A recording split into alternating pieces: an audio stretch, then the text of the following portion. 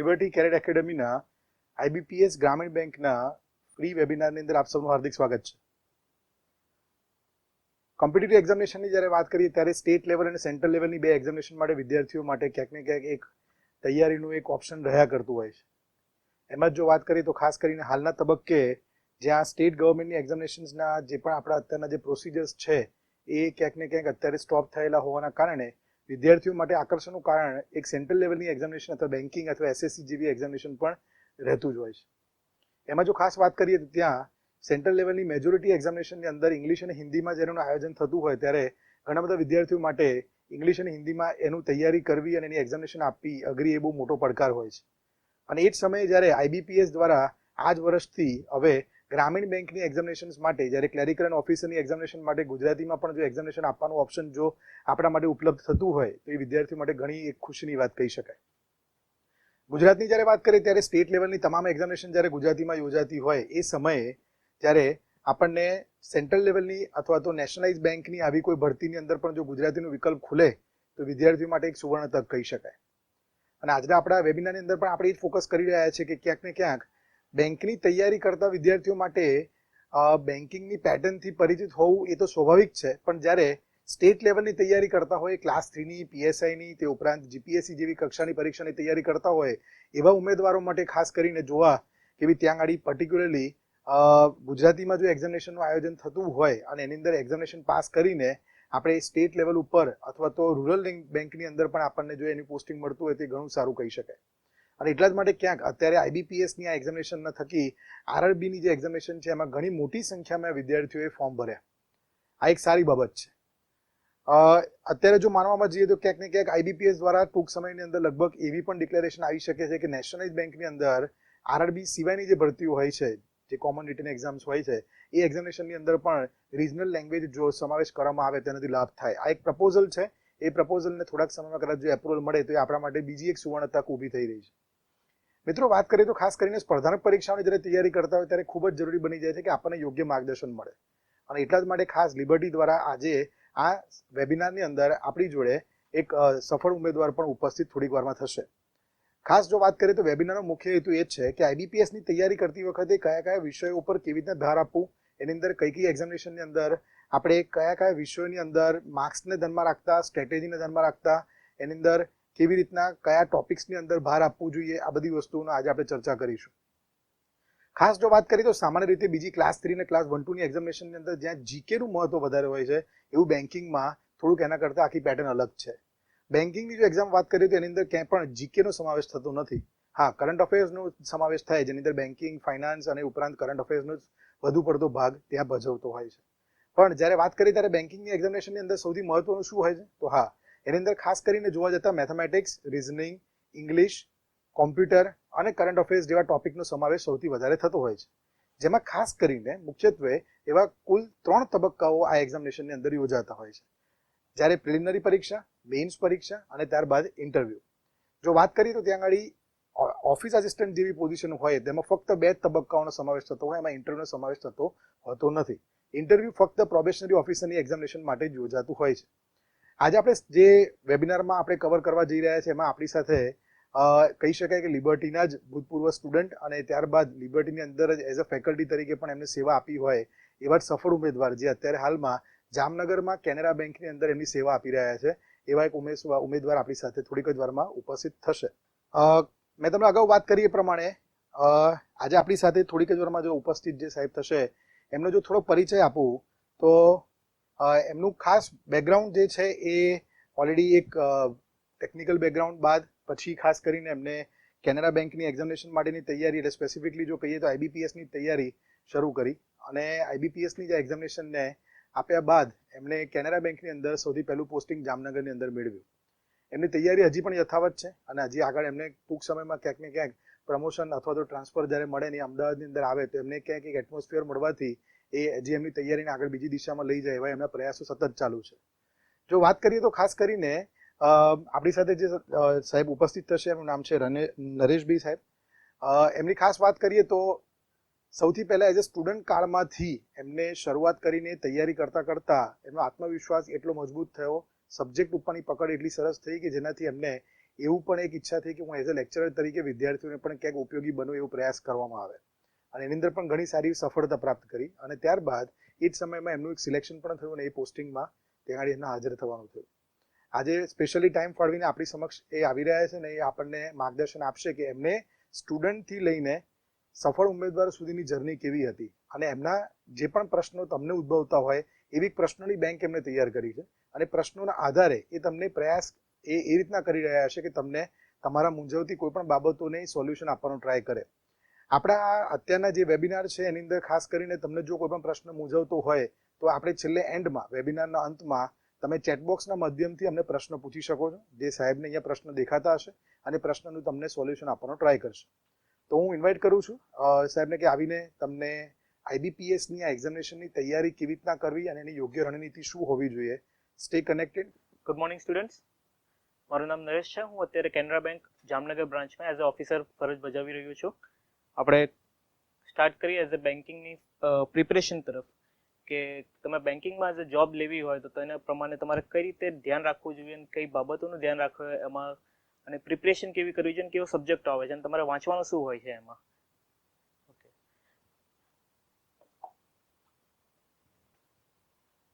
સૌપ્રથમ તો બેન્કિંગની વાત કરીએ એટલે પહેલા 4-5 વર્ષ પહેલા જ્યારે મારું એન્જિનિયરિંગ હું મિકેનિકલ એન્જિનિયરિંગ તરીકે ગ્રેજ્યુએટ થયો છું, અને પ્લસ પછી કોમ્પિટિટિવ એક્ઝામ માટે પ્રિપરેશન સ્ટાર્ટ કરવાની હતી. એમાં મને ખ્યાલ આવ્યો કે આપણે બેન્કિંગ તરફ જઈએ, કે બેન્કિંગમાં બહુ બધું કે સબ્જેક્ટ એવા નથી હોતા કે તમને બધું ગોખી રાખવું પડે, રટ્ટો મારવો પડે. ઇઝીલી તમે એનાલિટિકલ વાઇઝ આવે ને એવા સબ્જેક્ટ હોય છે જે તમે જલ્દીથી તૈયારી કરી શકો છો અને એમાં તમે એપ્લાય કરી શકો છો.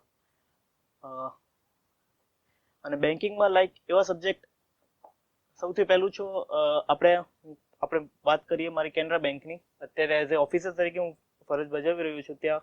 અને ઓફિસર એક હોય છે અસિસ્ટન્ટ મેનેજર, જે બ્રાન્ચનો એક સેકન્ડ હેન્ડ રોલ હોય છે, સેકન્ડ લાઇન મેનેજમેન્ટ જેવું. એક ઉપર મેનેજર હોય અને ટોપ સેકન્ડ લાઇન મેનેજમેન્ટમાં એમાં તમારે બ્રાન્ચનું બધું ધ્યાન રાખવું પડે છે, પ્લસ કસ્ટમરની સેવા આપવાની, એમને શું જરૂરતો હોય છે, લાઈક એમની need, advances and deposit regarding.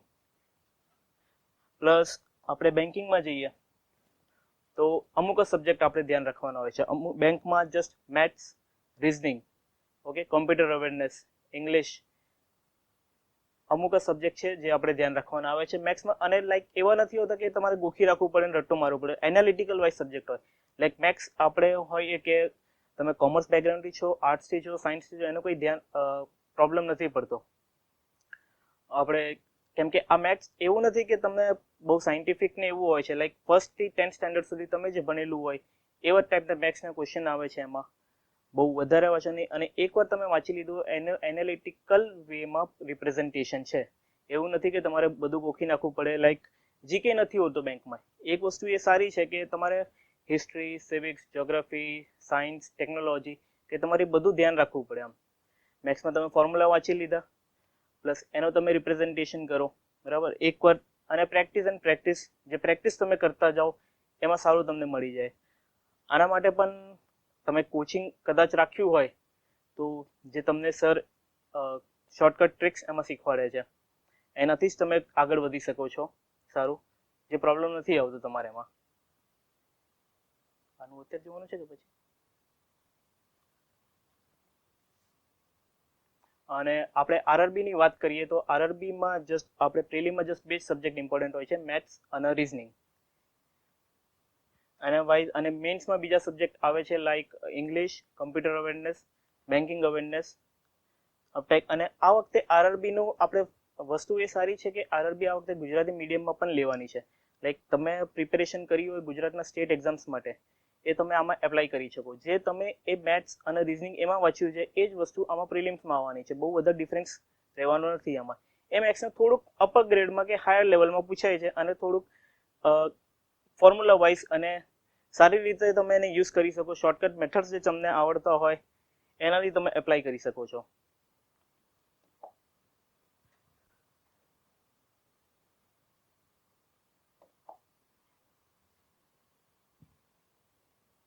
અને બીજું સબ્જેક્ટ આમાં આવે છે રીઝનિંગ.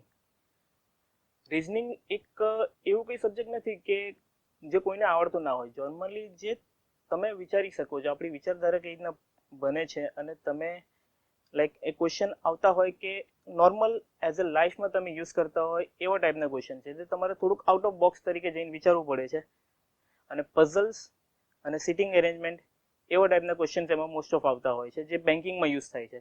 નોર્મલી બીજી સ્ટેટ લેવલની એક્ઝામ્સમાં બીજા એક્ઝામ્સ આવે છે એટલે પઝલ્સ અને સિટિંગ એરેન્જમેન્ટમાં જો તમારી પકડ સારી હોય તો એ રિઝનિંગ મેથ્સ માટે બહુ સારું છે. અને આમાં એવું કંઈ નથી, ખાલી તમારી થોડી સ્પીડ વધારવાની છે જે તમે પ્રેક્ટિસ કરતા કરતા સારી રીતે કરી શકો છો. દેન આવે છે ઇંગ્લિશ ગ્રામર. ઇંગ્લિશ ગ્રામર આપણે બધા ગુજરાતીમાં જે ભણતા હોય, જે વિદ્યાર્થીઓ ગુજરાતી માધ્યમથી આવે છે, એમને બહુ કેમ લાગે છે કે ઇંગ્લિશ ગ્રામર કે કેવું રહેશે એમાં, જેમાં લોકો બીક રાખતા હોય છે કે આપણને ઇંગ્લિશ આવડે કે નથી આવડે, કે એનું આપણે કઈ રીતના ધ્યાન રાખીશું. એમાં ઇંગ્લિશ ગ્રામરમાં એટલું મોટું તફાવત નથી હોતો. જે આપણે ગુજરાતી લેંગ્વેજ એઝ એ તરીકે યુઝ કરીએ છીએ એવી રીતે ઇંગ્લિશ લેંગ્વેજ તરીકે તમારે યુઝ કરવાનું છે કે તમે કઈ રીતે એને બોલી શકો છો. અને એને ખાલી બેસિક પ્રિન્સિપલ જે તમે સમજ્યા હોય ને, આપણે ઇંગ્લિશ નોર્મલી એવું નથી, ગુજરાતી મીડિયમમાં પણ ઇંગ્લિશ આવે છે એઝ અ સબ્જેક્ટ, એ તમે જે એનું બેસિક પ્રિન્સિપલ જે સમજ્યા હોય એ જ અત્યારે યુઝ કરવાના હોય છે. એમાં હાર્ડ એન્ડ ફાસ્ટ કંઈક એવું હાઈ લેવલનું એવું નથી હોતું. અને આરઆરબીમાં બીજી એક વસ્તુ એ છે કે ઇંગ્લિશ સાથે સાથે તમે હિન્દીમાં પણ એક્ઝામ આપી શકો છો. 2 ઓપ્શન હોય છે તમારે મેન્સમાં. આ ઇંગ્લિશ સબ્જેક્ટ જે છે આપણે પ્રિલિમ્સમાં નથી હોતો, ઓનલી મેન્સમાં આવે છે. અને મેન્સમાં એમાં કેવું હોય, ઇંગ્લિશ અથવા હિન્દી બે તમે યુઝ કરી શકો. તમારે ઇંગ્લિશ ગ્રામર તરફ જવું છે અથવા હિન્દી ગ્રામર તરફ જવું છે. અમુક સ્ટુડન્ટ્સને એવું લાગતું હોય કે આપણે ઇંગ્લિશ એટલું સારું હોતું નથી, કે આપણે ઇંગ્લિશ ભણ્યા નથી, ગુજરાતી મીડિયમથી આવ્યા છે, તો એ હિન્દીમાં પણ આગળ વધી શકે છે એમાં.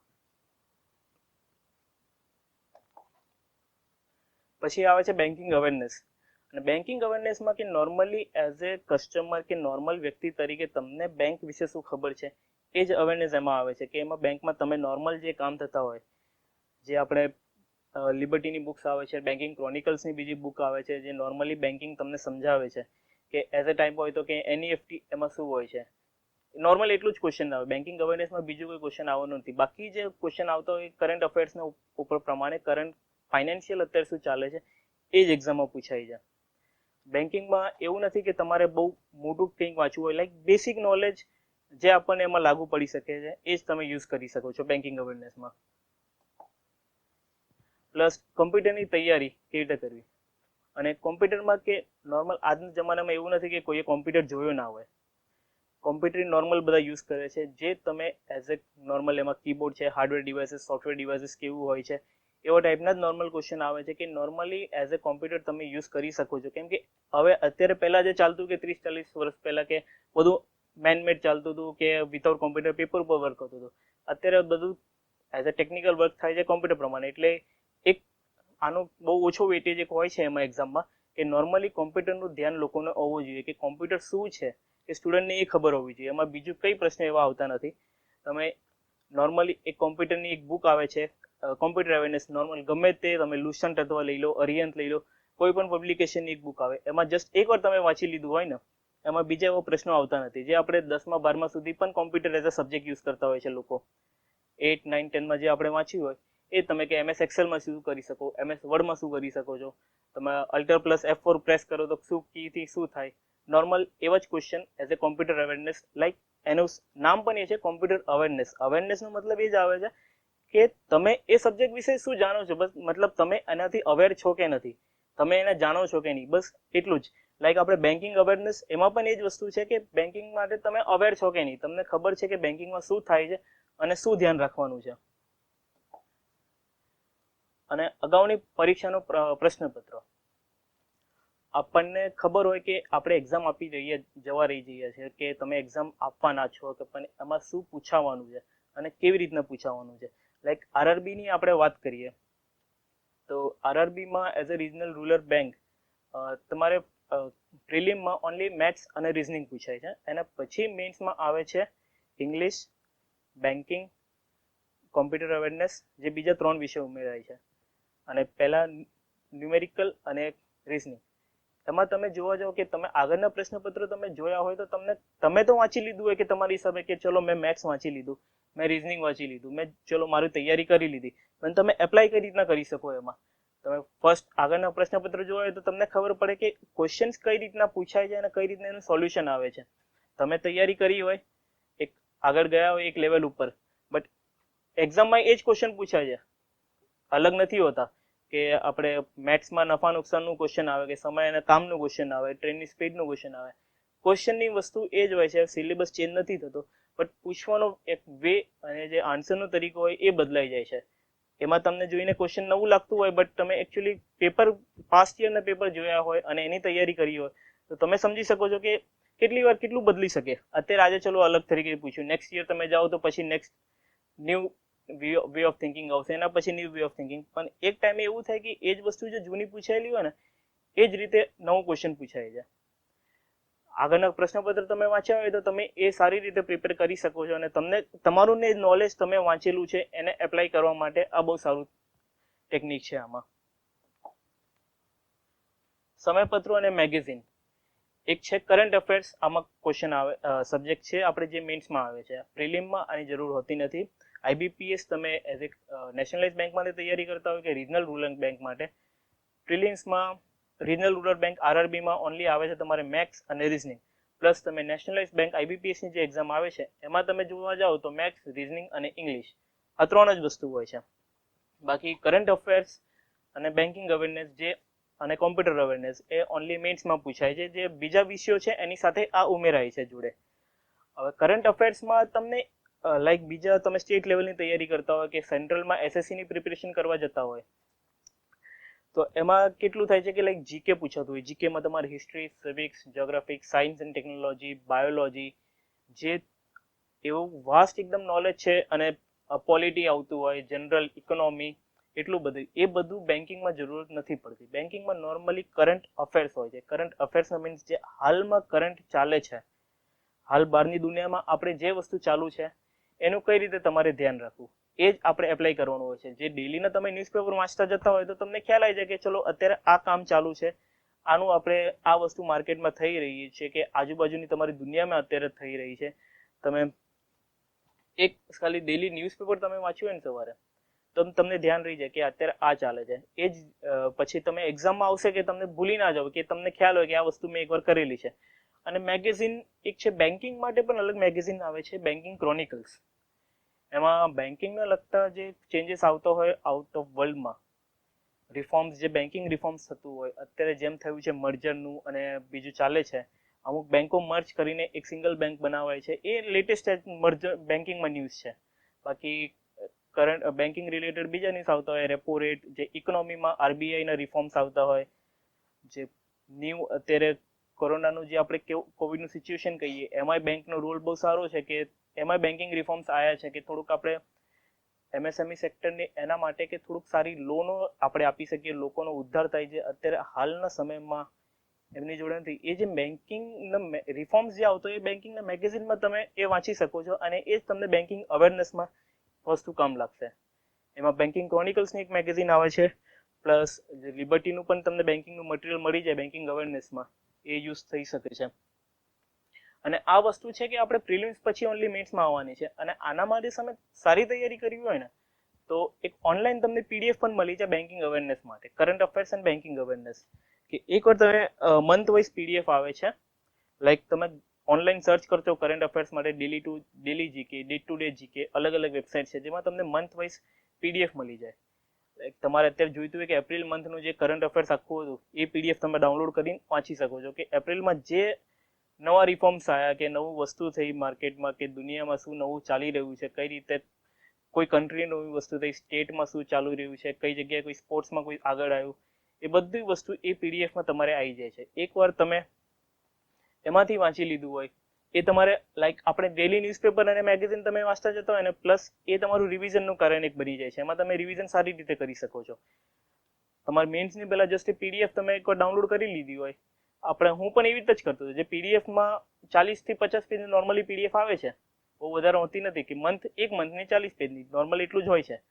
અને એમાંથી તમે એકવાર બધું વાંચી લીધું ને, એની બહારનું એક્ઝામમાં બેન્કિંગ અવેરનેસ કરંટ અફેર્સમાં કંઈ નથી આવતું. અને આ બીજું આ જે સબ્જેક્ટ છે કરંટ અફેર્સ, તમે મેથ્સ, રિઝનિંગ, ઇંગ્લિશ ને બધું રહેશો, તમારે તમારું એનાલિટિકલ વે જોડે વિચારીને બીજું રિપ્રેઝેન્ટ કરવાનું હોય છે.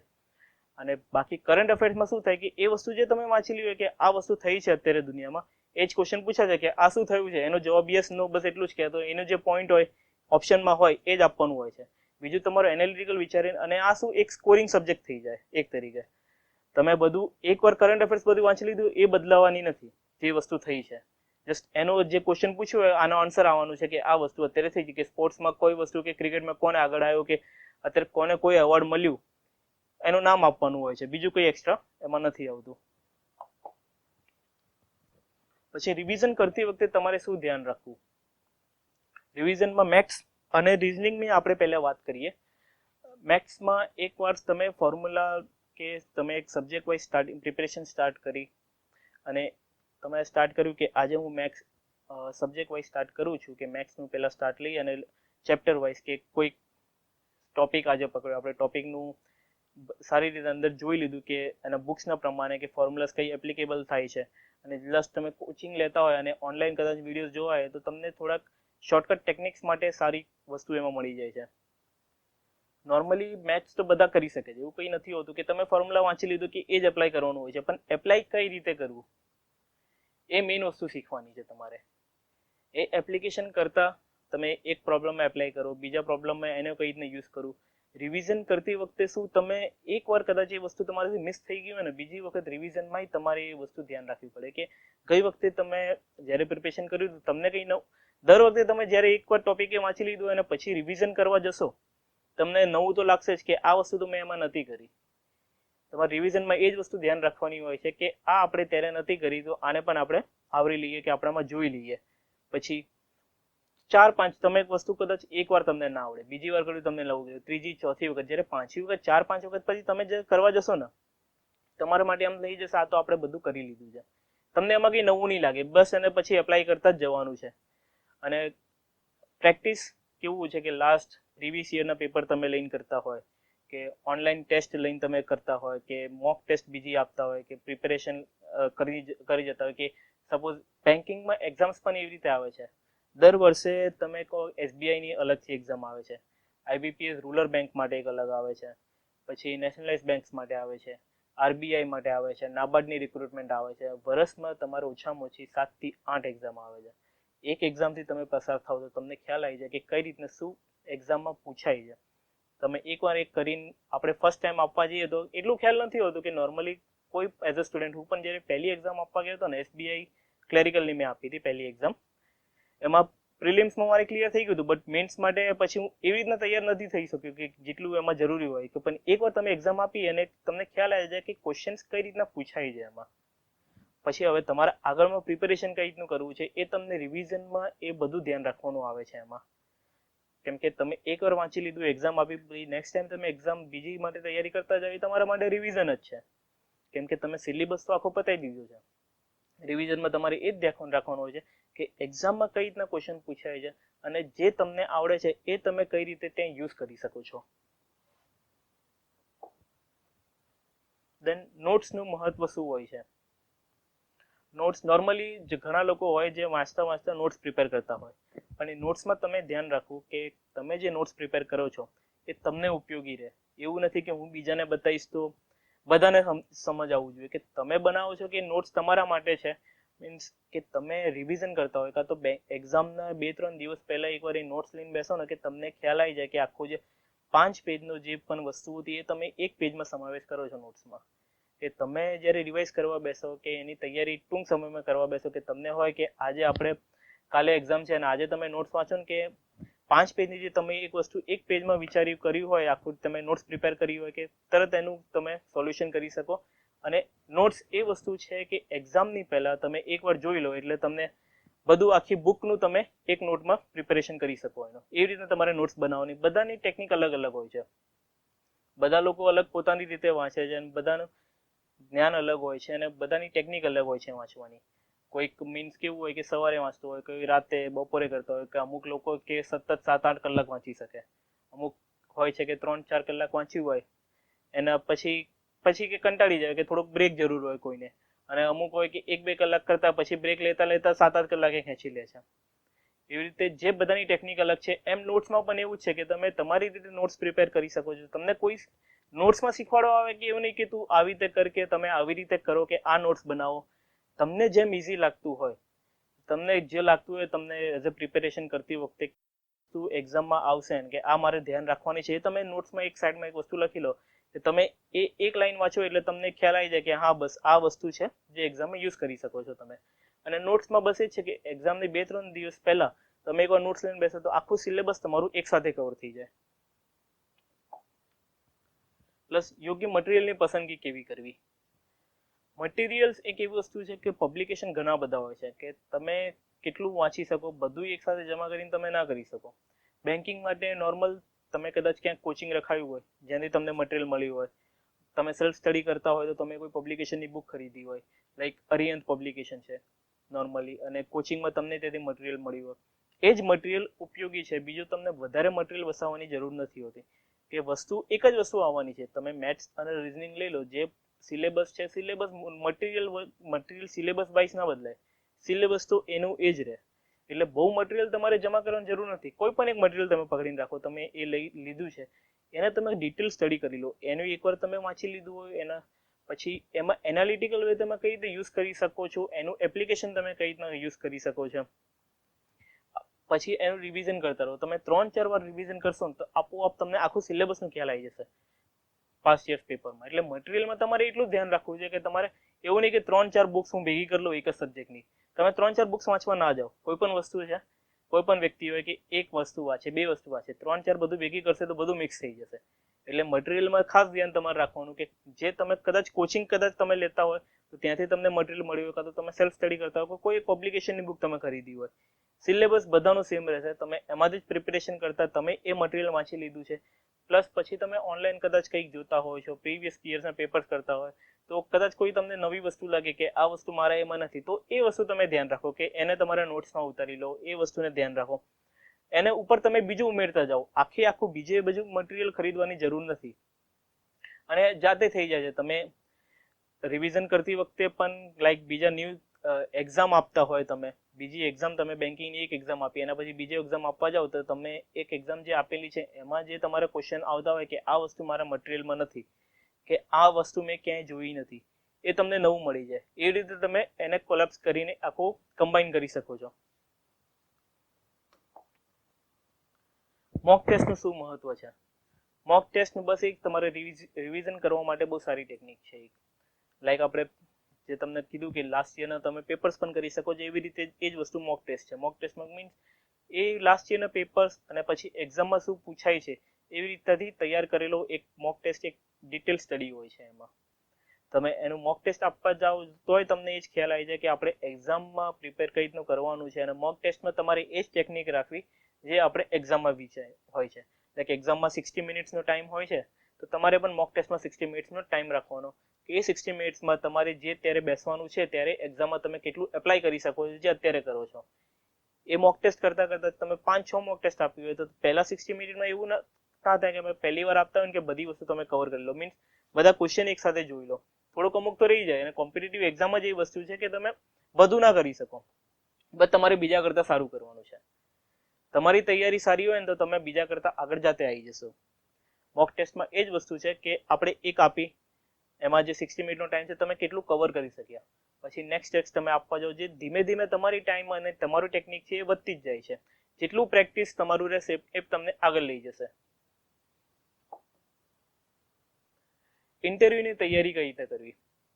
આપણે ક્લેરિકલ અને જે ઓફિસ આસિસ્ટન્ટની જે એક્ઝામ આવે છે આરઆરબી અને નેશનલાઇઝ બેંકમાં, એમાં ઇન્ટરવ્યુ ઓફિસ આસિસ્ટન્ટ અને ક્લેરિકલ ગ્રેડ માટે ઇન્ટરવ્યુ હોતા નથી. ઇન્ટરવ્યુ જસ્ટ તમારે આવે છે ઓફિસર સ્કેલ 1માં અને જે પીઓની એક્ઝામ કહેવાય છે, પ્રોબેશનરી ઓફિસર. એમાં ઇન્ટરવ્યુ માટે તમે જે રોજિંદુ કામ, જે તમારું રોજિંદા લાઈફમાં જે આવતું હોય, જે તમે ડેલી કરતા હોય, એ જ તમને ઇન્ટરવ્યુમાં આવશે કે તમે એઝ એ પર્સન શું છો, તમે શું વસ્તુ કરી રહ્યા છો. અને બીજી વસ્તુ, તમે જેના માટે લાઈક આપણે બેન્કિંગની એક્ઝામ માટે જઈ રહ્યા છો, તમને બેન્કિંગનું થોડું નોલેજ હોવું જોઈએ. અને આજુબાજુના અત્યારે લાઈફમાં કે દુનિયામાં કરંટ સિચ્યુએશનમાં શું ચાલે છે એનું તમારું ધ્યાન હોવું જોઈએ.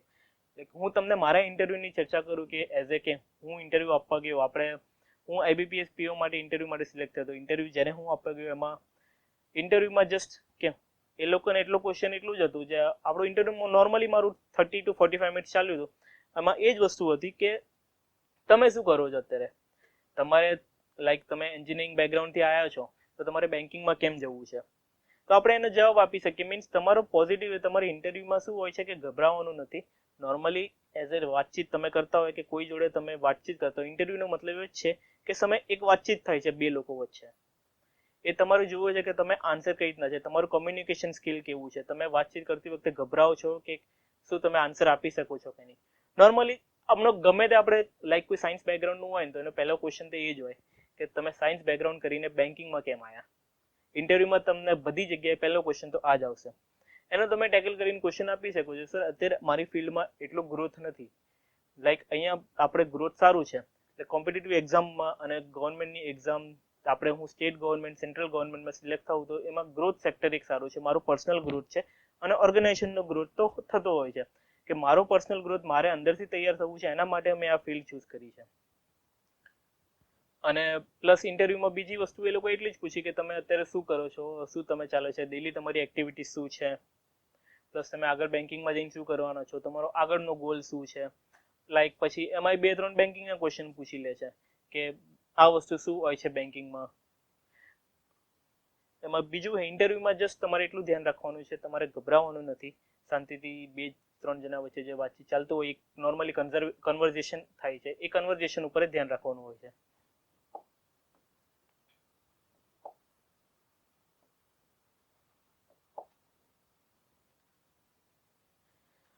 પછી આપણે બેંકની તરફ જઈએ એની પહેલા આપણે ધ્યાન રાખીએ કે જે તમને આ સબ્જેક્ટ વાઇઝ મેં જે તમને વાત કરી છે એમાં એક ન્યુમેરિકલ એબિલિટી જે કે મેથ્સ છે અને રિઝનિંગ બીજી વસ્તુ, એ બેમાં તમે એટલું ધ્યાન રાખવાનું છે કે તમારે કે મેથ્સમાં અને રિઝનિંગમાં બંનેમાં એનાલિટિકલ વેનો જ આખું અપ્રોચ હોય છે. મીન્સ તમે જે વાંચ્યું હોય એનું રિપ્રેઝન્ટેશન કરવાનું છે. રિઝનિંગ વસ્તુ એવી છે કે એમાં તમને કોઈ અલગથી કે આપણે રિઝનિંગ ટાઈપનો સબ્જેક્ટ આપણે સ્કૂલ લાઈફમાં ક્યારેય વાંચતા નથી. રિઝનિંગ ક્યારેક વસ્તુ હોતી જ નથી. એ નોર્મલી જે તમારું વ્યૂ ઓફ થિંકિંગ છે કોઈ પણ વસ્તુનો, તમે શું વિચારી શકો છો, રિઝનિંગ વસ્તુ એ જ હોય છે કે રિઝનિંગ એબિલિટી. એ જે પઝલ અને નોર્મલી આપણે બેન્કિંગમાં જોતા જાઓ તો તમારે પઝલ્સ અને સિટિંગ એરેન્જમેન્ટ રિઝનિંગમાં વધારે આવે છે, એની ઉપર તમારે ધ્યાન રાખવાનું હોય છે. અને ન્યુમેરિકલ એબિલિટી તમે મેથ્સમાં જોવા જાઓ તો મેથેમેટિક્સમાં કેલ્ક્યુલેશન વાઇઝ થોડોક સિમ્પ્લિફાઈડ ઇક્વેશનના ક્વેશ્ચન્સ આવે છે અને પ્લસ ચેપ્ટર વાઇઝ આવે છે, profit and loss, work end time, સમય અને કામ, નફો નુકસાન, બરાબર. એ જ વસ્તુ આગળ આવે છે. એમાં એ થોડોક પ્રોબ્લેમ્સ આવે. પ્લસ એક હોય છે ડેટા ઇન્ટરપ્રિટેશન. ડેટા ઇન્ટરપ્રિટેશનમાંથી શું કેવું છે કે ટેબલ વાઇઝ તમને કે ચાર્ટ આપી દીધો હોય કે આખો ચાર્ટ હોય કે એ અને બી ટાઈપનો, કે આમાં એ બધા લોકો આટલા કામ કરે છે, બી નું આટલું કરે છે. બેમાંથી તમને વિચારીને જ ક્વેશ્ચન, બેના એ ટેબલમાંથી જ ક્વેશ્ચન હોય છે, એમાં અલગ કંઈ હોતું નથી, જે તમને જોઈને આન્સર આપી શકો છો. બસ એટલું જ છે કે તમારે જેમ જેમ પ્રેક્ટિસ કરતા જશો જે એમાં તમારી સ્પીડ વધશે. સ્પીડનો જ મહત્વ છે એક્ઝામમાં, બીજી કઈ વસ્તુ નથી. મેથ્સમાં એક વસ્તુ એ છે કે કેલ્ક્યુલેટિવ સ્પીડ તમારી સારી હોવી જોઈએ. એ તમને રિવિઝનથી શરૂ થશે અને જેટલી વાર તમે રિવાઇઝ કરશો, જેટલું મોક ટેસ્ટ તમે આપશો અને આગળના ક્વેશ્ચન્સ તમે તૈયાર કરશો અને કે એક્ઝામ પણ આપતા રહેશો. એવું નથી હોતું કે બધા જણા છે ને પહેલે જ એક્ઝામમાં ક્લિયર થઈ જાય, એ કોઈ થતું પણ નથી. એકચ્યુઅલી હું પણ નતો થયો. મેં પહેલા એસબીઆઈની ક્લર્ક આપી હતી, એમાં નથી થયું, બરાબર. પછી એસબીઆઈ પીઓ આપી, એમાંય નહીં. પછી મેં આરઆરબી, જે આપણે આરઆરબીની અત્યારે ગ્રામીણ બેંકની વાત કરી રહ્યા છે, એમાં હું આરઆરબી ક્લર્કમાં પાસ થઈ ગયો હતો અને એમાં મેં 3 મહિના એઝ એ સૌરાષ્ટ્ર ગ્રામીણ બેંકમાં ક્લેરિકલ તરીકે પણ કામ કરી છું. એના પછી આઈબીપીએસ પીઓનો રિઝલ્ટ આવ્યો, હું કેનરા બેંકમાં સિલેક્ટ થયો. પછી ત્યાંથી છોડીને આપણે કેનરા બેંકમાં શિફ્ટ થઈ ગયા હતા. એમાં નેશનલાઇઝ બેંકમાં કે થોડો ગ્રોથ સારો હોય કે સારી જગ્યાએ આપણે જઈએ અને ક્લેરિકલથી ઓફિસરમાં જઈ રહ્યા છે.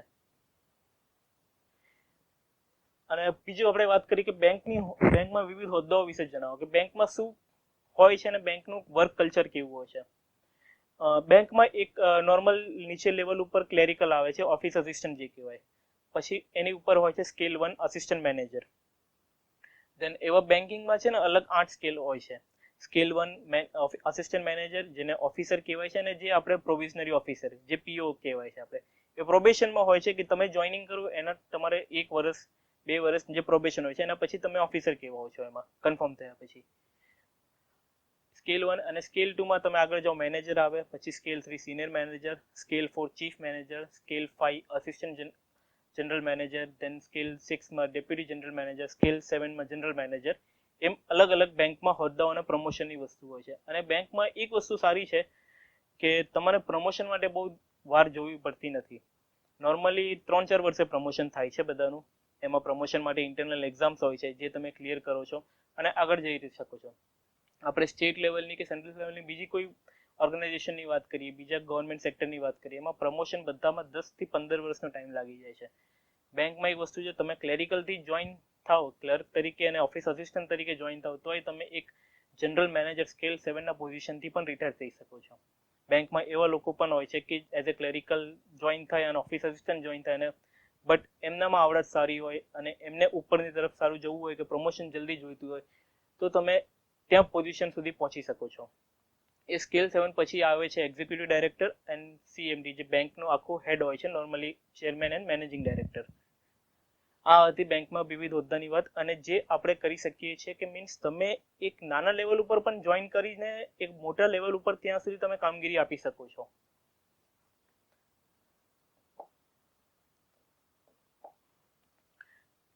લાઈક આપણે આ વાત કરી બેંકમાં પ્રમોશન કઈ રીતે થાય. અંદર ઇન્ટરનલ પ્રમોશન હોય છે જે તમે એક્ઝામ ક્લિયર કરીને આગળ વધી શકો છો એમાં. અને બેન્કિંગમાં આગળ તમે જોશો તો થોડીક બીજી અંદર ઇન્ટરનલ એક્ઝામ આવે છે, GAIIB અને CAIIB. એ તમે ક્લિયર કર્યું હોય તો તમને પ્રમોશનમાં બેનિફિટ સારા મળે છે અને તમારી સેલેરી ઇન્ક્રીઝ થાય છે આગળ.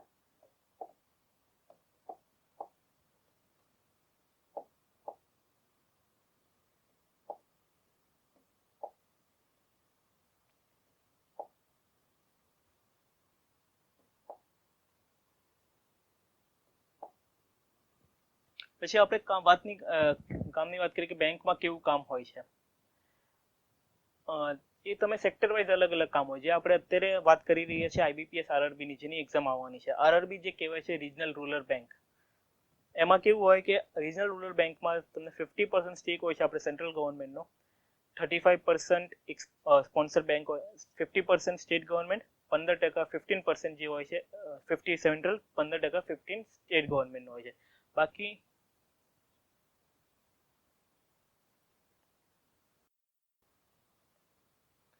જે આપણે વાત કરતા હતા બેંકમાં ઇન્ટરનલ કામ કેવા હોય છે, લાઈક અત્યારે જે આપણે IBPS RRB ની એક્ઝામ માટે ફોકસ કરીએ છીએ, RRB જે કહેવાય છે રિજનલ રૂરલ બેંક, જે નાના નાના ગામડોમાં જે જ્યાં સુધી બેન્કિંગ સર્વિસ ના પહોંચી શકે ત્યાં સુધી પહોંચાડી દે છે. ગ્રામીણ સેક્ટરમાં લોકોને બેંકની તરફ વાળું કે બેન્કિંગના શું પ્રોસ્પેક્ટ છે, શું એડવાન્ટેજીસ છે, તમને લાઈફમાં શું કામ કરી આપે છે. એ RRBમાં આપણે વાત કરીએ તો 50% જે સ્ટેક હોય છે સેન્ટ્રલ ગવર્મેન્ટનો હોય છે, એના પછી 15% આવે છે સ્ટેટ ગવર્મેન્ટનો, પછી 35% જે હોય છે સ્પોન્સર બેંક. દરેક RRB એક સ્પોન્સર જે હાઈ લેવલની ગવર્મેન્ટની નેશનલાઇઝ બેંક હોય છે એના અંડરમાં હોય છે. એક હું પહેલા જે RRBમાં કામ કરતો હતો સૌરાષ્ટ્ર ગ્રામીણ બેંક, એ SBI સ્પોન્સર છે. એમાં 35% સ્ટેટ બેંક ઓફ ઇન્ડિયાનો સ્ટેક હોય છે એમાં. અને રૂરલ સેક્ટરમાં તમે જાઓ ત્યાં રિજનલ રૂરલ બેંકમાં, રૂરલ સેક્ટરમાં મોસ્ટ ઓફ તમને કે ગામડાઓમાં લોકોને બેંકની તરફ વાળવું કે ફાઇનાન્શિયલ ઇન્ક્લુઝન જે આપણે ગવર્મેન્ટનો મોટો છે. ફાઇનાન્શિયલ ઇન્ક્લુઝન એટલે કે લોકો સુધી બેન્કિંગની સેવાઓ પહોંચાડવી, એ કઈ રીતના યુઝ કરી શકે છે. લાઈક ગામમાં જે ખેતી થતી હોય ને, ખેતી માટે પણ ધિરાણ કે જે લોન કહેવાય છે એ એમના કામમાં લાગે છે અને એની ઉપર ગવર્મેન્ટ એમને સબસિડી પણ આપે છે. અને ખેતી કરવા માટે લાઈક પૈસા નથી હોતા તો ખેતીની લોન આપીને પછી આકસ્મિક એવું પણ બની શકે જ્યારે વરસાદ બહુ પડી ગયો અને ના થયું અને પાક ફેલ ગયું હોય ત્યારે લોકોને એક બધું માફ થઈ જાય છે લોન એમાં ઋણ. જે વસ્તુ એમના માટે સારી છે. આપણે RRBમાં તમને મોસ્ટ ઓફ આ જ વસ્તુ કામ લાગવાની છે રૂરલ સેક્ટરમાં. અને બેન્કિંગ એટલું વાસ્ટ નોલેજ છે કે તમે અલગ અલગ સેક્ટરમાં અલગ અલગ કામ કરી શકો છો. તમે સિટીમાં હોય તો સિટી જેવું કામ થતું હોય, રૂરલમાં તો રૂરલમાં હોય. એક તમારી પોસ્ટિંગ કોઈ GIDC એરિયામાં હોય જે આખું ઇન્ડસ્ટ્રીયલ એરિયા છે. લાઈક આપણા અમદાવાદમાં કેટલાય સેક્ટર છે ઇન્ડસ્ટ્રીના, અને અંકલેશ્વર જે આપણું સિટી છે આખું ઇન્ડસ્ટ્રી કેમિકલથી ભરેલું છે, ત્યાં તમે કદાચ તમારી પોસ્ટિંગ ત્યાં હોય તો ત્યાં તમે આખું કેમિકલનું નોલેજ લઈ શકો છો. જેમ અત્યારે હું જામનગરમાં છું, જામનગર આખું ફેમસ છે બ્રાસ માટે. બેન્કિંગમાં એવું છે કે તમે જે જગ્યાએ રહેશો એ જગ્યાએ શું ચાલે છે તમને ખાસું સારું રીતે ધ્યાન આવી જશે. તમને અલગ અલગ સેક્ટરનું નોલેજ તમને મળી શકે, તમને પોતાની પણ ઇન્ટેલેક્ચ્યુઅલી તમે ક્લિયર કરી શકો છો એમાં. અને તમે અંદરથી તમને ખાલી એવું નથી હોતું કે તમે ખાલી બેન્કિંગ જ કરો છો, તમને બીજું પણ ઘણું વસ્તુ એમાં ખબર પડતી હોય છે કે આગળના લાઈફમાં શું ચાલે છે ને કે આ જગ્યાએ શું ચાલે છે ને કે આ વસ્તુ શેના માટે કામ લાગે છે. લાઈક તમે કદાચ રૂરલમાં પોસ્ટિંગ થતા હોય અને તમે ખેતી વિશે જોતા હોય કે તમને કદાચ આપણે સિટીમાં રહીને ક્યારે ખેતી ને બધું કરેલું ના હોય, પણ ત્યાં જઈને તમે એ લોકોની વચ્ચે રહેતા હોય કે એટલું તમને ખાસ સારી રીતે ખ્યાલ આવી જાય કે વસ્તુ કામ શું થાય છે અને આગળ આપણે જે કામ કરીએ છીએ બીજા લોકો શું કરે છે, એમની લાઈફ કેવી છે, એ કઈ રીતના આગળ વધે છે. તમને એઝ અ સોશિયલી તમે સારી રીતે બધાને એપ્લિકેબલ કરી શકો છો એ નોલેજ તમારું.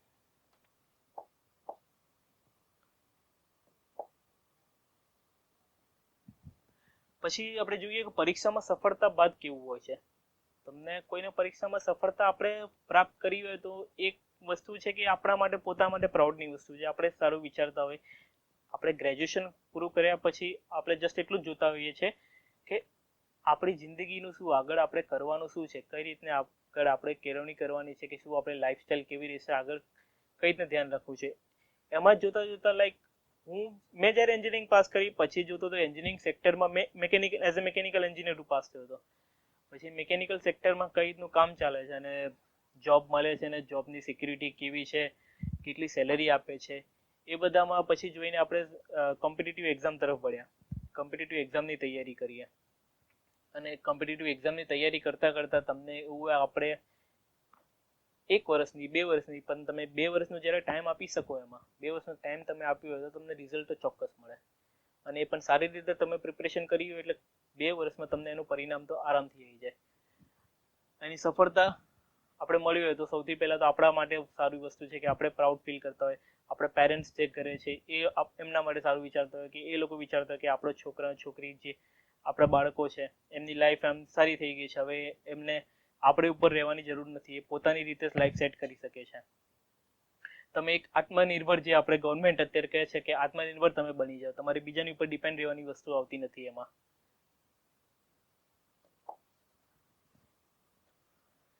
હવે આપણે પ્રિપરેશન બેન્કિંગની વાત પછી પ્રિપરેશન તરફ આવીએ કે તમે પ્રિપરેશન કઈ રીતના કરવી છે. અને મેં જ્યારે હું એઝ અ સ્ટુડન્ટ પ્રિપેર કરતો હતો ત્યારે મને કઈ રીતના ક્વેશ્ચન્સ આવતા હતા, કે શું પ્રોબ્લેમ આવતું હતું, કે કઈ રીતનું એને ટેકલ કરવું જોઈએ, કઈ રીતે પ્રિપરેશન આગળ વધારવી જોઈએ. એમાં આપણે વાત કરીએ કે ઓછા સમયમાં તૈયારી કઈ રીતના કરવી.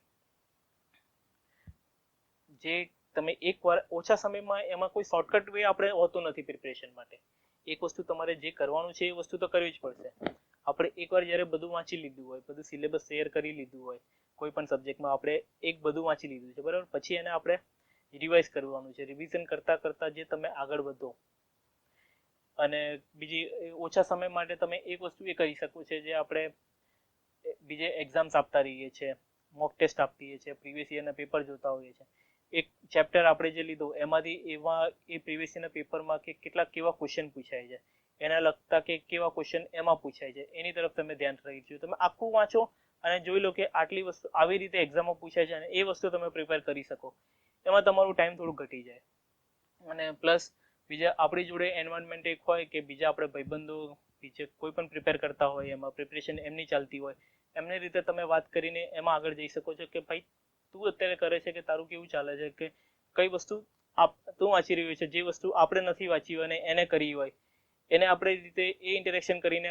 નોર્મલી આખો દિવસ તો વાંચવાના આપણે હોતા નથી, કે થોડુંક ટાઈમ તો આપણે બીજા ફ્રેન્ડ્સ જોડે જતા હોય કે બીજા લોકો જોડે વાત કરતા હોય, અને એમાં બની શકે જે તમારે ફ્રેન્ડ્સ જોડે તમે મળતા હોય આખો દિવસ, એ પણ આવી પ્રિપરેશનમાં કદાચ લાગ્યા હોય, તમે એમની જોડે વાત કરી શકો છો કે એમની પ્રિપરેશન કેવી ચાલે છે અને એ શું કરે છે. અને એમાં તમે જાણો કે એ ભાઈ જે વસ્તુ કરે છે એ તમે કરી છે કે તમારામાં એ બાકી છે એ કરવાનું, એટલે તમે એ વસ્તુ એમાં ધ્યાનમાં રાખીને તમારું પ્રિપરેશન આગળ વધારી શકો છો. જેમાં તમારો ટાઈમ ઘટી જાય, કે તમને ખ્યાલ આવી જાય કે મેં અહીંયા સુધી કર્યું છે ને મારે ત્યાં પહોંચવાનું છે. એક વસ્તુ આપણે એ લાઈફ યુઝ કરી શકીએ એમાં. પ્લસ દિવસ દરમિયાન કેટલા કલાકનું વાંચન હોવું જોઈએ. જે પહેલા વાત કરી કે આપણે બધા પોતાની રીતે વાંચતા હોય છે. કોઈ માણસ હોય કે 8 થી 9 કલાક 10 કલાક વાંચી લે છે, કોઈ 2 થી 4 કલાક કરી લે, કોઈ 1-2 કલાક કરે પછી થોડુંક ગેપ લે ને પછી કરતો હોય. અને દિવસ કલાક તમે વિચાર્યું હોય કે ચલો હું ડેલી 4 થી 5 કલાક વાંચીશ, પણ આપણે લાઈફમાં ક્યારેક એવું પણ આવી જાય કે કોઈ દિવસ આપણે વાંચી પણ ના શકતા હોય. 1-2 દિવસ કોઈ કામમાં આવી જાય, આપણે સોશિયલી કામ આવી જાય, ઘરે બીજું કોઈ કામ આવી જાય, તો એનું આપણે એવું નથી. તમે તમારી રીતે યુઝ કરી શકો છો કે તમે કેટલું કરી શકો છો. બધાની પોતાની અલગ અલગ કેપેબિલિટી હોય છે. તમે કલાક વાંચો, કોઈ 2 થી 4 કલાક, અને તમે વિચારો છો કે ના મારે વાંચવાનું છે ડેલી 7 થી 8 કલાક, પણ તમે અત્યારે બેસી ના શકો કે એટલું તમારું વાંચન ના થઈ શકતું હોય કે સ્ટાર્ટિંગ તમે કર્યું હોય અને એટલી આદત ના પડી હોય ને કે તો ભલે તમે 2-3 કલાકથી સ્ટાર્ટ કરો, ધીમે ધીમે તમારી કેપેબિલિટી એ વધવાની જ છે. અને નોર્મલી 2 થી 3 કલાક, 4 એઝ એવરેજ આપણે ગણીએ તો 4 કલાકનું તમારું વાંચન ઇનફ છે દિવસમાં. પછી તમે આગળનું બીજી પણ લાઈફ જોતા હોય કે બીજું વસ્તુ આગળ સોશિયલી શું ચાલે છે, બહાર બીજી દુનિયામાં શું ચાલે છે, તમે થોડુંક ન્યૂઝ વાંચી લો, ટીવી જોઈ લો, તમે થોડુંક મૂડ ફ્રેશ થઈ જાઓ, ફ્રેન્ડ્સ જોડે જતા હોય. બટ એ વસ્તુ છે કે જે તમે 4 કલાક વાંચો છો, જે 4 કલાકનો ટાઈમ તમે વાંચનને આપો છો, એ 4 કલાકમાં તમારે બીજી વસ્તુ કંઈ વિચારવાની નથી. તમારું આખું ફોકસ કમ્પ્લીટ કોન્ફિડન્સ ત્યાં આવવું જોઈએ. તમારો ફોકસ કમ્પ્લીટ ફોકસથી એક વાર જે કામ કરશો ને પછી એ કામમાં તમારે બીજી વાર જોવાની જરૂર ના પડે.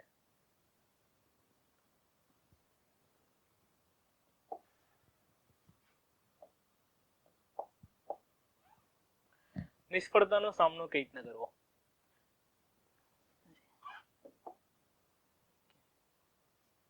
હા, બીજી વસ્તુ કે પરીક્ષાની તૈયારી દરમિયાન સામાજિક સમસ્યાનો સામનો કેવી રીતે કરવો. તમારી તૈયારી ચાલતો હોય, લાઈક જ્યારે આપણે રિલેટિવ્સને તમે મળતા હોય કે બીજા લોકોને તમે મળતા હોય કે તમને બીજા એક પ્રોબ્લેમ આપણે લાઈફમાં ચાલતા હોય, ઘરમાં બીજું કંઈ થયું હોય, બધાની સોશિયલ લાઈફ એક અલગ અલગ હોય છે. તેમાં તમને લાઈક પડે છે, તમે જ્યાં સોસાયટીમાં રહેતા હોય કે તમારા એજના બીજા છોકરાઓ હોય છે જે સપોઝ એઝ કામ અત્યારે કરી રહ્યા છે, સારું કમાવી રહ્યા છે, એમાં તમે હજી પ્રિપરેશન જ કરી રહ્યા છો. તમે એક તરફ બધાને લો ફીલ થતું હોય કે ના કે હજી મારે બધું કરવાનું બાકી છે લાઈફમાં, ને પેલો મારી સાથે વાળો છોકરો હજી આગળ વધી ગયો છે. એમાં આપણે ગભરાવાનું હોતી નથી કે થોડુંક તમે પછી ભલે લેટ સ્ટાર્ટ કર્યું હોય, પણ એટ ધ એન્ડ જે તમે ભલે લેટ સ્ટાર્ટ કર્યું, પણ જ્યારે તમારું સ્ટાર્ટ થશે ને એ ટાઈમે તમે એના લેવલમાં હશો કે જે તમે પ્રિપરેશન કરી રહ્યા છો એ વસ્તુ એક અલગ જ છે. એના માટે થોડોક તો આપણે તમારો ટાઈમ આપવો પડે છે. તમારે 2 થી 3 વર્ષ તો એટલું વિચારીને મીન્સ આગળ આપણે કરી લઈએ કે ભલે થોડુંક ટાઈમ લાગે, તમે એક પરીક્ષામાં નિષ્ફળ થાઓ, બીજી વખત તમે આપો, ત્રીજી વખત તમે આપો, બીજા વર્ષે જ્યારે આપો, પહેલી વખતમાં તમને સફળતા મળે કે ના મળે, પણ તમને સફળતા મળશે એ ચોક્કસ છે જો તમારું કમ્પ્લીટ ધ્યાન આના બાજુ જ હશે. તમારે આ જ કરવાનું તમે ડિસાઈડ કરીને બેઠા છો કે ના મારે કોમ્પિટિટિવ એક્ઝામમાં જ ઉત્તીર્ણ થવું છે, એમાં જ સફળતા મેળવવી છે. પરીક્ષા દરમિયાન જે સામાજિક સમસ્યાઓ તમને લાગુ પડતા હોય આપણે લાઈફમાં, તમે ભલે જે આપણે વાત કરી હતી લેટ સ્ટાર્ટ તમે કર્યું હોય, પણ તમને થોડોક ટાઈમ આપ્યા હશો અને 2 થી 3 વર્ષમાં તમને સફળતા તો જરૂર મળશે. બીજા ફેલિયર્સ પણ આવતા હોય, તમે એક્ઝામ આપતી વખતે કે પહેલી એક્ઝામમાં તમે ફેલ થયા, બીજી વખત તમે ટ્રાય કરી, ત્રીજી વખત તમે ટ્રાય કરી, થોડુંક ફેલિયર્સ આવતું હોય. પહેલી વખત તો તમને સફળતા મળવાની કોઈ માણસને ના મળે. કોઈ પણ જે પહેલી એક્ઝામમાં ક્લિયર થઈ જાય બહુ ભાગ્ય થાય છે, કોઈકને થઈ જાય, એવું નથી કે નથી થતું, એ પણ થઈ જાય છે. પણ તમે જ્યારે 2-3 વાર એક્ઝામ આપશો ને એ તમને મળી જશે. અને બીજા સામાજિક સમસ્યા આવશે પણ એ આપણે આપણી પર હાવી નથી થવા દેવું. એને પ્રોબ્લેમ્સ આવવાની છે, તમે થોડુંક ફેસ કરતા જશો અને પ્રોબ્લેમમાં જે આગળ વધશો ને એ તમારો એક્સેલન્સ અને જે સક્સેસ ત્યારે મળશે એ બહુ સારી રહેશે. એમાં પછી નિષ્ફળતાનો સામનો કેવી રીતે કરવો, લાઈક જે આપણે કીધું કે ફેલિયર આવતું જતું હોય છે. તમે પહેલી એક્ઝામમાં ફેલ થયા, બીજી એક્ઝામમાં ફેલ થયા, તમારે એટલું જ વિચારવાનું કે જે નેક્સ્ટ એક્ઝામ આવવાની છે એમાં મારું થઈ જશે, એના પછી નેક્સ્ટ એક્ઝામમાં આપણે થઈ જશે. એમ જે પ્રિપરેશન તમે ટ્રાય કરતા જાઓ કે try and try you will succeed. તમે ટ્રાય કરતા જાઓ કે આ એક્ઝામ નહીં તો બીજી એક્ઝામ તો આવવાની છે ને, આપણે એમાં કરી લઈશું. પણ તમારું કોન્ફિડન્સ લો થવા દેવાનું નથી. આપણે આપણી રીતે કોન્ફિડન્ટ રહીએ.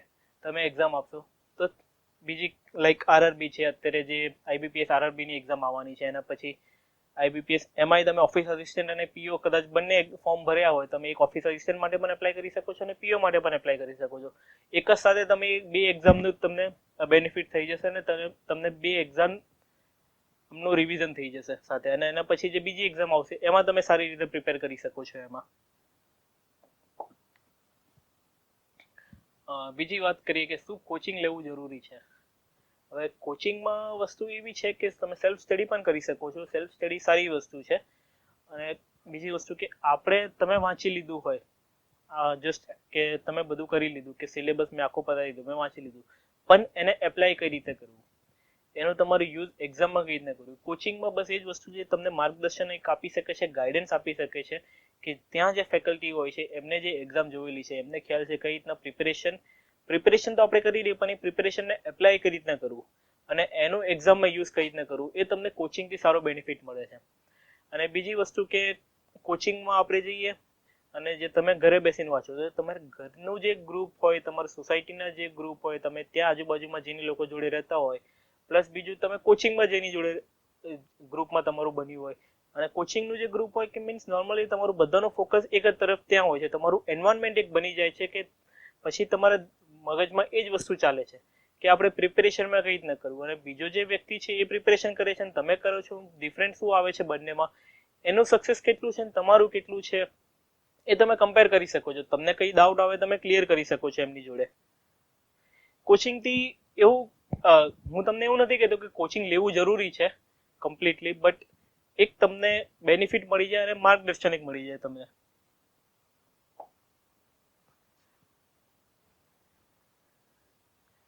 બસ પછી સ્પર્ધાત્મક તૈયારી માટે વિદ્યાર્થીઓને સંદેશ તો આપણે કહેવા જઈએ કે તમે પ્રિપરેશન કરતા થોડુંક ટાઈમ લાગશે, તમને એકવારમાં ના મળે બધું સફળતા, બટ પ્રિપરેશન કરતા કરતા તમે આગળ પહોંચી શકો છો. એનું એક લેવલ એન્ડ લેવલ જ્યારે તમે જતા હોય, એક લેવલ ના થયું તો બીજા લેવલમાં તમે ક્લિયર કરી શકો છો એને.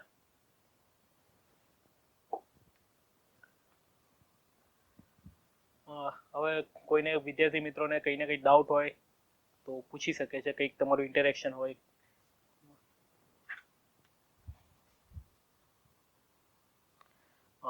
લાઈક પહેલા કોઈક અમુકને ડાઉટ આવતું હોય કે પ્રિલિમ્સ ને મેઇન્સ ની તૈયારી સાથે કરવી જોઈએ કે અલગ અલગ. પ્રિલિમ્સમાં જે આપણે અત્યારે આરઆરબી ની વાત કરીએ તો આરઆરબીમાં પ્રિલિમ્સમાં મેથ્સ અને રીઝનિંગ બે સબ્જેક્ટ આવે છે, અને પછી મેઇન્સમાં તમે જાઓ તો maths, reasoning, banking awareness, computer awareness અને ઇંગ્લિશ ઓર હિન્દી, તમે જે બે લેંગ્વેજ સિલેક્ટ કરશો એ એક્ઝામ આવશે. બરોબર. પ્રિલિમમાં જે તમે જોવા જાઓ અત્યારે મેથ્સ અને રીઝનિંગનું જે તમે પ્રિપેરેશન કરી લીધું છે અને એના તમે પ્રિપેરેશન કરી છે, તૈયારી કરી છે, અને પ્રિલિમ્સની એક્ઝામ આપ્યા પછી અત્યારે તમે સ્ટાર્ટ કરશો તો હું તો એમ કહું કે તમે પહેલા મેથ્સ, રીઝનિંગ સારું કરી લો. જે તમે પ્રિલિમ્સ માટે આપણે સૌથી પહેલા તમારે પ્રિલિમ આપવાની છે, મેન્સ પછી આવવાનું છે. પ્રિલિમ માટે તમે એક તૈયારી કરી લો અને જોડે જોડે ડેલી પ્રિલિમ તરફ વધારે ધ્યાન આપો. મેથ્સ અને રીઝનિંગમાં તમારું ફોકસ વધારે હોવું જોઈએ, અને ડેલી 1 કલાક તમને એવું લાગતું હોય કે તમે ઇંગ્લિશ પણ જોઈ લો સાથે grammar, banking awareness, computer awareness. અને એ વસ્તુ એ છે બેન્કિંગ અવેરનેસ અને કોમ્પ્યુટર અવેરનેસ કે જે તમને કરંટ અફેર્સ આવવાનું છે, બેન્કિંગનો જે બેઝિક નોલેજ છે અને કોમ્પ્યુટરનું બેઝિક નોલેજ છે. કોમ્પ્યુટરનું બેઝિક નોલેજ તો લોકોને મીન્સ આપણને ખ્યાલ જ હોય છે, એમાં બહુ વધારે આવતું નથી. અને બેન્કિંગ અવેરનેસમાં બેન્કિંગના જે ટર્મ્સ હોય, જો બેન્કિંગના મિનિંગ હોય, એનું ડેફિનેશન લાઈક તમે વાત કરતા હોય, બેન્કિંગનો થોડોક ટર્મ્સ જે તમે વાંચવાના હોય એ આપણે એમાં આવે છે. અત્યારે આપણે પ્રિપરેશન કરતી વખતે પહેલા મેથ્સ અને રીઝનિંગ તરફ તમારું ધ્યાન વધારે હોવું જોઈએ, અને બાકીનું તમે થોડુંક પેલું સાથે એ પણ પ્રિપેર કરી શકો છો, અને એ પ્રિપેર કરવું જરૂરી છે, કેમ કે મેન્સમાં તમે એક સાથે પ્રિપેર કરવા જશો તો બધું એક સાથે નહીં થાય. અત્યારે તમે પ્રિલિમ્સ માટે જે મેથ્સ અને રીઝનિંગ વાંચ્યું હોય અને પછી મેન્સમાં જે મેથ્સ અને રીઝનિંગ આવશે, સિલેબસ આખું સેમ જ રહેશે, બસ થોડુંક લેવલ અપ થઈ જશે, થોડીક ડિફિકલ્ટી વાળો વધારે ક્વેશ્ચન આવશે જે તમને ટાઈમ વધારે કન્ઝ્યુમ કરશે. એમાં સિલેબસ તમારો ચેન્જ થવાનો નથી. અને મેન્સ માટે પછી તમારે મેથ્સ, રીઝનિંગ અત્યારે તમે પ્રિલિમ્સમાં પતાવી દીધું, અને જેમ તમારી પ્રિલિમ્સ પતી જાય એના પછી તમે તરફ મેન્સ માટે આપણે નોર્મલી 20 દિવસનો ટાઈમ ઓછામાં ઓછો હોય છે, 20 દિવસથી 1 મહિનાનો ટાઈમ હોય છે. એ 20 દિવસમાં તમારે જેમ પ્રિલિમ્સ પતી જાય તમે પછી 4-5 દિવસ કન્ટિન્યુઅસ તમે ઇંગ્લિશ, બેન્કિંગ અવેરનેસ અને કોમ્પ્યુટર તરફ આપી શકો છો. અને એમાં એ પછી ધીમે ધીમે તો મેથ્સ અને રીઝનિંગનું પણ તમારે પકડ હોવી જોઈએ. મેથ્સમાં અને રીઝનિંગમાં જે તમે સોલ્યુશન કરતા જાઓ, પેપર સોલ્વ કરતા જાઓ, રિવિઝન કરતા કરતા તમારી એબિલિટી વધી જાય, કેલ્ક્યુલેશનની સ્પીડ વધી જાય. મેન્સમાં તમારે મેઇન કામ એ જ લાગવાનું છે કે મેથ્સમાં તમારી કેલ્ક્યુલેશન સ્પીડ હોવી જોઈએ, જે તમારે પ્રેક્ટિસથી જ થવાનું છે, અને રીઝનિંગમાં પણ તમારી સ્પીડ આવી જોઈએ. એટલે તમે શું બીજા જે છોકરા ઉમેદવારો જે આપણે એક્ઝામ આપતા હોય એમના કરતાં થોડુંક સારું અલગ કરી દેખાશો. એ ત્યારે જ થશે જ્યારે તમારી જોડે કેલ્ક્યુલેશન સ્પીડ હશે, અને એ થશે તમારે જ્યારે તમારી પ્રેક્ટિસ સારી હશે, તમારું રિવિઝન વધારે હશે, જેટલું તમે ધ્યાન એમાં આપ્યું હોય. પ્લસ આપણે બીજું મેન્સમાં આવે છે બેન્કિંગ અવેરનેસ અને કોમ્પ્યુટર અવેરનેસ. એમ જે મેં તમને પહેલા વાત કરી, જે આપણે કેપ્સ્યુલ આવે છે બેન્કિંગના કે પીડીએફ જે તમે ઓનલાઈન ડાઉનલોડ કરી શકો છો.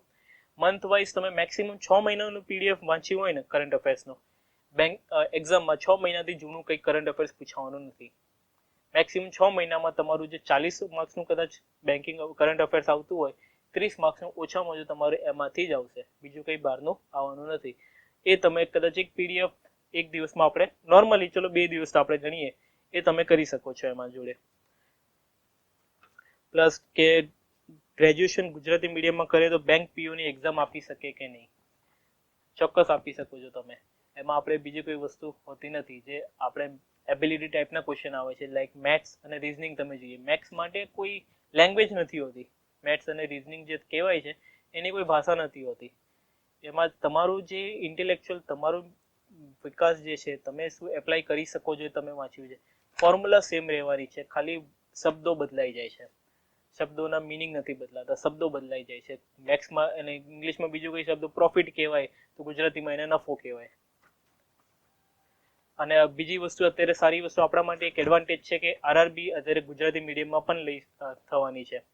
મીડિયમ ઓફ એક્ઝામિનેશન જે તમારી રહેશે, તમે ગુજરાતીમાં પણ એક્ઝામ આપી શકો છો. લાઈક અત્યારે તમે સ્ટેટ ગવર્મેન્ટની પ્રિપરેશન કરતા હોય અને તમારી પકડ ગુજરાતી લેંગ્વેજમાં સારી હોય, કે તમે ગુજરાતીમાં ક્વેશ્ચન આવે તો એને સારી રીતે આન્સર આપી શકો છો અને વધારે સ્પીડમાં આપી શકો છો, જો કદાચ ઇંગ્લિશમાં એક્ઝામ ક્વેશ્ચન આવતું હોય તો તમારું. એટલે એ આપણા માટે અત્યારે એક એડવાન્ટેજ છે કે આરઆરબી જે ગુજરાતી મીડિયમમાં થવાની છે અને તમારી એબિલિટી અને તમારું પકડ ગુજરાતીમાં સારી છે તો તમે ગુજરાતીમાં એક્ઝામ આપશો.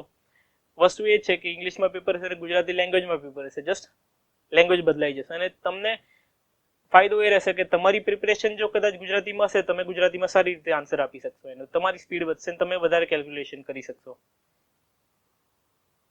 આઈબીપીએસ આરઆરબીના ઓલ્ડ પેપર્સ અવેલેબલ છે કે નહીં? ઓલ્ડ પેપર્સ તમને માર્કેટમાં આપણે દુકાનોમાં મળી જાય છે, પછી ઓનલાઈન મળી જાય છે. અને જસ્ટ તમે કોઈ સંસ્થામાં કે ઓર્ગેનાઇઝેશનમાં એઝ એ કોચિંગ તરીકે તમે જોડાયા હોય ત્યાંથી તમને ઓલ્ડ પેપર પણ મળી શકે છે. બીજું અને બીજી એક બેન્કિંગ માટે કહેવાય છે કે બેન્કર્સ અડ્ડા એક એપ્લિકેશન આવે છે. એમાં તમે જોશો તો એમાં પણ તમને ખાસું બેનિફિટ મળી જશે. એમાં તમને ઓલ્ડ પેપર કદાચ ના મળે તો પેપરમાં પૂછાતા કેવા ક્વેશ્ચન છે, ઓલ્ડ પેપરમાં કેવું ક્વેશ્ચન પૂછાયું છે ને, એ તમને મળી જાય. કોઈને ડાઉટ આવતું હોય કે આપણે 12th પાસ આ એક્ઝામ આપી શકીએ છે કે નથી, એકચ્યુઅલી બેન્કિંગમાં છે ને મિનિમમ તમારે ગ્રેજ્યુએશન જોઈએ છે. કોઈ એક ગ્રેજ્યુએટ તમે હોય કોઈ પણ સ્ટ્રીમમાં, એ તમે એક્ઝામ આપી શકો છો. એપ્લિકેબલ, તમે એના માટે એલિજિબલ છો. પછી લોકોને કોઈ મેઇન ક્વેશ્ચન તો બધાને આવતું હોય કે ગુજરાતી મીડિયમમાં આપણે પ્રિપરેશન કરવી કે ઇંગ્લિશ મીડિયમમાં પ્રિપરેશન કરવી. હવે અત્યાર સુધી તો બેન્કિંગનું એવું હતું કે ઇંગ્લિશ મીડિયમમાં જ એક્ઝામ આવતી હતી. એટલે મીન્સ બેન્કિંગની એક્ઝામ ઇંગ્લિશમાં લેવાતી હતી અથવા હિન્દીમાં આવતી હતી. આરઆરબીમાં એક હિન્દીનું ઓપ્શન આવે છે બીજું. હવે આ વખતે એક નવું લાવ્યા છે કે ગુજરાતી મીડિયમમાં પણ તમે એક્ઝામ આપી શકો છો. અને તમારી પ્રિપરેશન ગુજરાતીમાં હશે તો હું તમને પ્રિફર જ કરીશ કે તમે ગુજરાતીમાં આગળ વધો. કેમ કે તમે એ વસ્તુ જોયેલી છે અને તમારી પકડ એમાં સારી છે, તમે એને સારી રીતે યુઝ કરી શકશો. કોઈ ન્યૂ અને આરઆરબી છે, બાકી જે નેશનલાઇઝ બેંકની એક્ઝામ આવતી હોય એ બધી અત્યારે ઇંગ્લિશમાં આવે છે. ઇંગ્લિશમાં જસ્ટ એટલું કે લેંગ્વેજ બદલાઈ જાય છે, બીજી કોઈ એટલું મોટી વસ્તુ નથી હોતી. તમે પ્રિપરેશન તમે કરતા રહેશો, આગળ વધશો, કે થોડુંક રિવિઝન કરતા જે તમે વારંવાર જે પ્રિપરેશન કરતા જાઓ ને, એટલે તમને ઇંગ્લિશ અને ગુજરાતીમાં ડિફરન્સ નહીં લાગે. લિબર્ટીમાં બેન્કિંગ માટે બુક, આપણે બીજું ક્વેશ્ચન છે કે લિબર્ટીમાં બેન્કિંગ માટે બુક કેવી રીતે લેવાની આઈબીપીએસ આરઆરબી માટે? લિબર્ટી જો કદાચ તમે જોઈન કર્યું હોય, લાઈક હું લિબર્ટી જોઈન કર્યું હતું મેં, અહીંથી જે મને મટીરિયલ મળ્યું છે એ મટીરિયલ મારા માટે ઇનફ હતું પ્રિપરેશન કરવા માટે. કોઈ પણ કોચિંગમાંથી જે તમને મટીરિયલ મળ્યું છે ને, એ મટીરિયલ તમારું ઇનફ છે. કેમ કે એમને ખ્યાલ આવતું હોય કે એ લોકો આ જ વસ્તુ કરે છે. એમનું કામ છે ઓર્ગેનાઇઝેશનનું કે તમારે છોકરાઓને સારી રીતે એક્ઝામ અપાવી કે એમને તૈયાર કરવું એના માટે. એટલે જે મટીરિયલ એ લોકો પ્રિપેર કરતા હોય ને, એમાં મોસ્ટ ઓફ બધી વસ્તુ આપણે કવર થઈ જતી હોય છે. એ જે કોચિંગમાંથી જે તમને મટીરિયલ છે એ તમને સારી રીતે બેનિફિટ કરી શકે છે.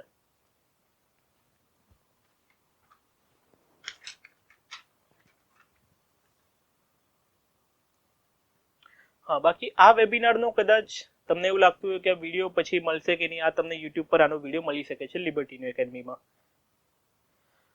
અને મેઇન્સ એક્ઝામમાં રિટર્ન આવે છે કે એમસીક્યુ. લોકોને ક્વેશ્ચન હોય છે કે પ્રિલિમ્સમાં એમસીક્યુ છે અને મેઇન્સમાં પણ આમાં એમસીક્યુ જ આવે છે.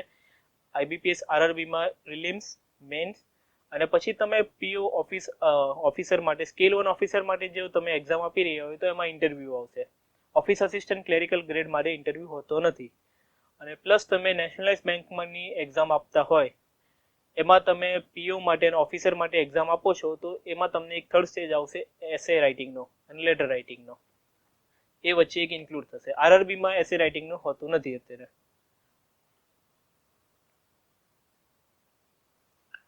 ઓપ્શનલ સબ્જેક્ટ ક્યારે સિલેક્ટ કરવો? ઓપ્શનલ સબ્જેક્ટ માટે આરઆરબીમાં ઓપ્શનલ સબ્જેક્ટ એક જ વસ્તુમાં આવે છે, જ્યારે આપણે મેન્સની એક્ઝામ આપતા રહીએ ત્યારે એમાં ઇંગ્લિશ અને હિન્દીમાં તમને ઓપ્શન મળે છે કે તમારે લેંગ્વેજની જે એક્ઝામ છે, જે લેંગ્વેજ તમે એક્ઝામ આપો છો એ તમારી ઇંગ્લિશ લેંગ્વેજ સિલેક્ટ કરવી છે કે હિન્દી, મીન્સ તમારે ગ્રામરની જે એક્ઝામ આપો છો તમે એ તમારી ઇંગ્લિશ આપવી છે અથવા હિન્દી આપવી છે. કોઈ કદાચ હિન્દી મીડિયમમાંથી ભણ્યા હોય તો એના માટે હિન્દી સારી રહે છે કે એ હિન્દી એમને આખું મીન્સ 1 to 12 સુધી એમને હિન્દી ભણેલું છે, સારી રીતે કરી શકે છે એમાં. બાકી તમને આઈબીપીએસ આરઆરબી ઓર આઈબીપીએસ માં લાગતું હોય કે કઈ જોબ સારી છે, આઈબીપીએસ એક સંસ્થા છે જે બેન્કિંગ માટે એક્ઝામ લે છે. બાકી એમાં શું હોય છે કે આરઆરબી એટલે રિજનલ રૂરલ બેંક, જે મેં તમને વાત કરી, રૂરલ એરિયામાં હોય છે, રૂરલ સેક્ટરમાં, જ્યાં તમારે ગામડામાં જે લોકોને ફાઇનાન્શિયલ ઇન્ક્લુઝનમાં કે એમને બેન્કિંગ તરફ જોડવું. અને પ્લસ બીજી નેશનલાઇઝ બેંક હોય છે, વધારે મોસ્ટ ઓફ તમારે ડેવલપ સિટીઝમાં, અર્બન સિટીઝમાં હોય છે. અત્યારે અમુક કોઈ બેંક રૂરલમાં પણ ખુલે છે, પણ બ્રાન્ચીસ રૂરલમાં ઓછી હોય છે. દરેક છેક સુધીના ગામડા સુધી પહોંચવું એ કામ આરઆરબીનું છે. છેક ગામડા સુધી લોકોને, લાઈક ગામડામાં 100 લોકોની પણ પોપ્યુલેશન હોય ને, ત્યાં એક તમને રૂરલ બેંક નજીકમાં જોવા મળશે. એ કામ છે આપણે આરઆરબીનું, જે ગવર્મેન્ટે આરઆરબી એના માટે જ બનાવેલી છે કે તમે ગામડા સુધી પહોંચાડી શકો લોકોને આ બેન્કિંગનું કામ.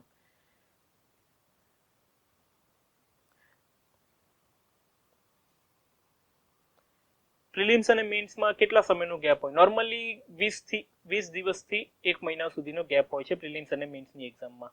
અને જે તમે પ્રિલિમ્સમાં વાંચ્યું હોય અડધા સબ્જેક્ટ તો એ જ આવવાના છે, અને મેન્સમાં ખાલી તમારે આરઆરબીમાં તમે જોશો તો બેન્કિંગ અવેરનેસ, કોમ્પ્યુટર અવેરનેસ અને ઇંગ્લિશ કાં તો હિન્દી, એક લેંગ્વેજની જે તમે એક્ઝામ સિલેક્ટ કરો છો એ તમારે વધી જશે. પ્લસ આઈબીપીએસની આરઆરબી સિવાયની બીજી એક્ઝામમાં તમે નેશનલાઇઝ બેંક માટે જોવા જાઓ, એમાં તમને 2 સબ્જેક્ટ વધે છે, કોમ્પ્યુટર અવેરનેસ અને બેન્કિંગ અવેરનેસ અને કરંટ અફેર્સ જે કહેવાય છે. બેન્કિંગ અવેરનેસ અને કરંટ અફેર્સ બંને અલગ નથી, બે એક જ વિષયમાં પૂછાય છે અને બંને નોર્મલી સેમ જ હોય છે. એક જ જે 40-50 માર્કનું અવેરનેસનું વેટેજ હોય છે કોમ્પ્યુટર બેન્કિંગ અવેરનેસ અને કરંટ અફેર્સનું. એમાં કરંટ અફેર્સ નોર્મલી તમારે 15 માર્ક્સનું જે કરંટ અફેર્સ હોય છે, બાકી વધારે ધ્યાન તમારે બેન્કિંગ અવેરનેસ ઉપર આપવાનું છે. બેન્કિંગ અવેરનેસના ક્વેશ્ચન્સ એમાં વધારે હોય છે, જે આપણે જે નોર્મલી વેબસાઇટ ઉપરથી તમે પીડીએફ ડાઉનલોડ કરી શકો છો, જે તમને કોચિંગમાંથી મટીરિયલ મળ્યું હોય બેન્કિંગનું. બેન્કિંગના ટર્મ્સ તમે એમાં વાંચો, અને પ્લસ બેન્કિંગનું અત્યારે રિફોર્મ્સ નવા શું આવી રહ્યા છે કે અત્યારે બેન્કિંગમાં શું ચાલે છે એ બેન્કિંગ અવેરનેસ જે તમે લેટેસ્ટ પીડીએફ વાંચશો ને, એમાંથી ક્વેશ્ચન તમારા ફાઇનાન્શિયલ સ્ટેજ ઉપર થોડાક સારા રહેશે. બાકી લિબર્ટીમાં ઓનલાઈન ક્લાસ માટે તમારે સંપર્ક કરવો હોય તો આ નંબર ઉપર તમે સંપર્ક કરી શકો છો, એમાં પ્રેક્ટિસ સીટ માટે. બાકી તમને બીજો કોઈ ક્વેશ્ચન હોય, તમે ક્લેરિફિકેશન લિબર્ટીનું તમારે જોઈતું હોય કે તમે કઈ રીતના યુઝ કરી શકો, કે ક્લાસીસ તમારે ઓનલાઈન કરાવવા હોય કે અત્યારે આ સિચ્યુએશનમાં કે ઓફલાઈન ઘરે બેસીને તમે પ્રેક્ટિસ કરવી હોય તો આ નંબર ઉપર તમે એના માટે સંપર્ક કરી શકો છો. ચલો દોસ્તો, પછી તો હવે તમે તમારા માટે બેસ્ટ ઓફ લક. તમારી પ્રિપરેશન સારી રહે, થોડુંક તૈયારી કરતા રહેજો, એટલે ધીમે ધીમે તમારી પોતાની કેળવણી સારી રહેશે એમાં.